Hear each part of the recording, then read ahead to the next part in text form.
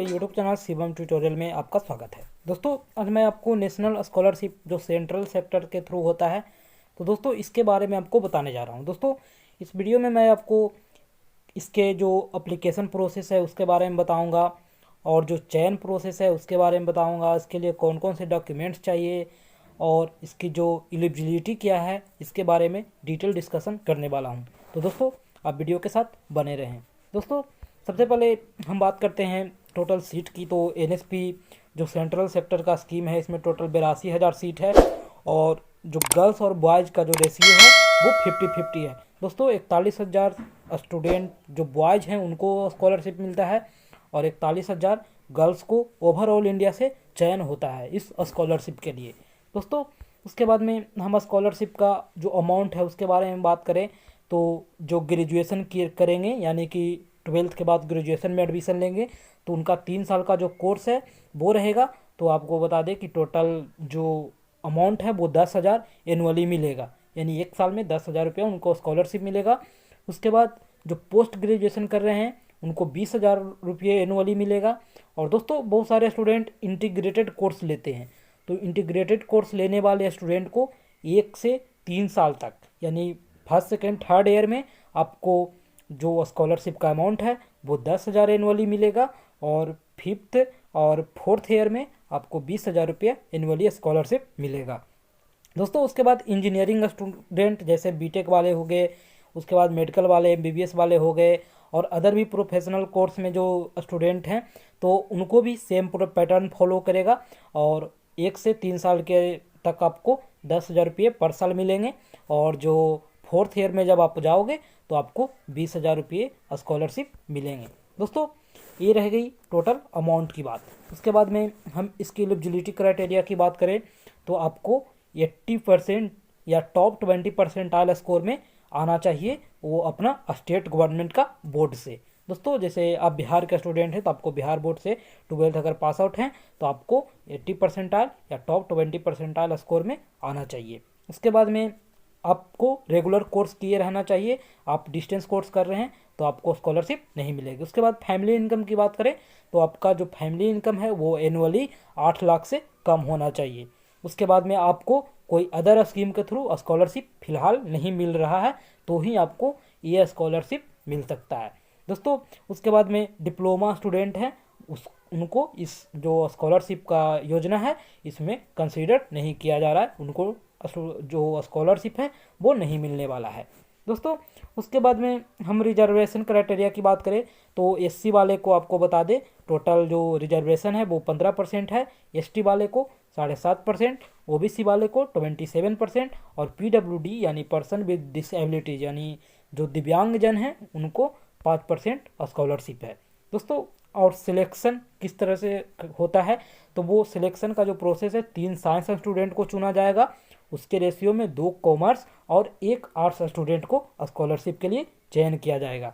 दोस्तों और बात रह गई है स्कॉलरशिप कब अनाउंस होती है तो आपको बता दें जुलाई यानी जून जुलाई अगस्त मैक्सिमम अगस्त तक ये स्कॉलरशिप जाता है और जून जुलाई तक इसका जो अनाउंसमेंट है वो हो जाता है और लास्ट डेट वो दिसंबर तक होता है और इसका जो अनाउंसमेंट जून जुलाई अगस्त तक हो जाना तय है। दोस्तों उसके बाद में आपको वेरिफिकेशन के लिए बात करें तो वेरिफिकेशन आपको 3 लेवल पे होता है। पहला तो आप अच्छे तरह से जो फॉर्म है उसे ऑनलाइन फिलअप कर दोगे, उसके बाद में आपको डॉक्यूमेंट्स अपलोड कर देने हैं और दोस्तों डॉक्यूमेंट्स को जो फर्स्ट वेरिफिकेशन है वो इंस्टीट्यूट लेवल पे मिलता है और दूसरा आपको रिस्पेक्टिव स्टेट बोर्ड के थ्रू इसका वेरिफिकेशन होता है। दोस्तों आपको जो डॉक्यूमेंट्स है वो सारे अटैच करके जो एप्लीकेशन फॉर्म के साथ इंस्टीट्यूट में भी जमा करना होता है और अगर आपका स्टेट बोर्ड है या फिर यूनिवर्सिटी है कॉलेज है जो भी हो, आपका अगर एप्लीकेशन को वेरीफाइड नहीं करता है तो आपको इनवैलिड माना जाएगा और उसे कैंसिल कर दिया जाएगा। दोस्तों उसके बाद रह गई जो रिक्वायरमेंट्स हैं यानी बहुत सारे डॉक्यूमेंट्स चाहिए। तो डॉक्यूमेंट्स में आपको ज़्यादा कुछ मांगता नहीं है, यहाँ पे आप देख सकते हैं। इसमें सबसे पहले जो डॉक्यूमेंट्स है वो बैंक का पासबुक लगता है, उसके बाद आपका एड्रेस लिखा होना चाहिए चाहे वो आधार कार्ड से हो तो उससे भी हो जाता है। उसके बाद में इनकम सर्टिफिकेट, उसके बाद कास्ट सर्टिफिकेट, आपके पास एक वैलिड मोबाइल नंबर होना चाहिए और एक वैलिड ईमेल आईडी होना चाहिए। उसके बाद में अगर आप पीडब्ल्यूडी से आते हैं तो आपको पर्सन विथ डिसेबिलिटीज का सर्टिफिकेट चाहिए और उसके बाद आपको 10th 12th का मार्कशीट चाहिए दोस्तों। तो इतने सारे ही डॉक्यूमेंट्स आपको चाहिए होता है। और उसके बाद में एक जो बोनाफाइड का फॉर्मेट आता है वो तो वहाँ पे जब ऑनलाइन आप फॉर्म फिलअप करोगे तो वहीं से आपको डाउनलोड हो जाएगा और उसी में फ़ोटो साट कर अपलोड करना होता है। तो उससे कोई डॉक्यूमेंट्स नहीं कंसीडर किया जाएगा, वो एप्लीकेशन के जो करते हैं उसी समय आपको मिल जाता है दोस्तों। उसके बाद में आपको अब फ्लो चार्ट आप देख सकते हैं क्या क्या आपको करना है। सबसे पहले आपको आपका ऑनलाइन एप्लीकेशन फिलअप कर देना है, उसके बाद में डॉक्यूमेंट्स को अपलोड करना है और जो फील्ड हैं यानी जो डॉक्यूमेंट्स फिलअप करने के बाद आपको मिले हैं यानी रिसीविंग, वो आपको इंस्टीट्यूट में जमा करना है और उसके साथ सारे डॉक्यूमेंट्स को अटैच करके।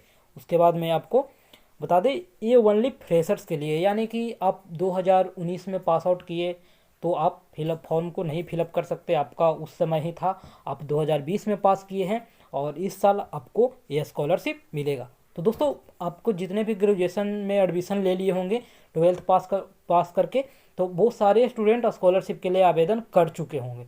अब यहाँ बच रहे होंगे वही सब जो इंजीनियरिंग करने वाले हैं, क्योंकि वो भी खास करके बिहार के स्टूडेंट। तो ताकि दोस्तों बिहार में एडमिशन में थोड़ी लेट हो रही है तो बहुत सारे स्टूडेंट कंफ्यूज हैं कि उनका जो डॉक्यूमेंट वेरिफिकेशन है वो नहीं हो पाएगा, इंस्टीट्यूट में जमा नहीं हो पाएगा।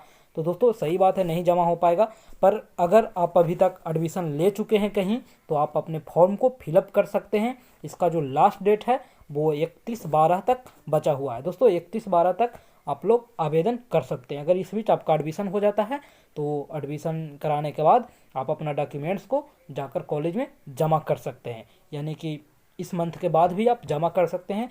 जो इंस्टीट्यूट में वेरिफिकेशन का लास्ट डेट है वो 15 जनवरी 2021 तक है। तो 15 जनवरी 2021 से पहले अगर आप 5 दिन पहले या 4 दिन पहले या जमा कर देते हैं तो आपका वेरिफिकेशन हो जाएगा।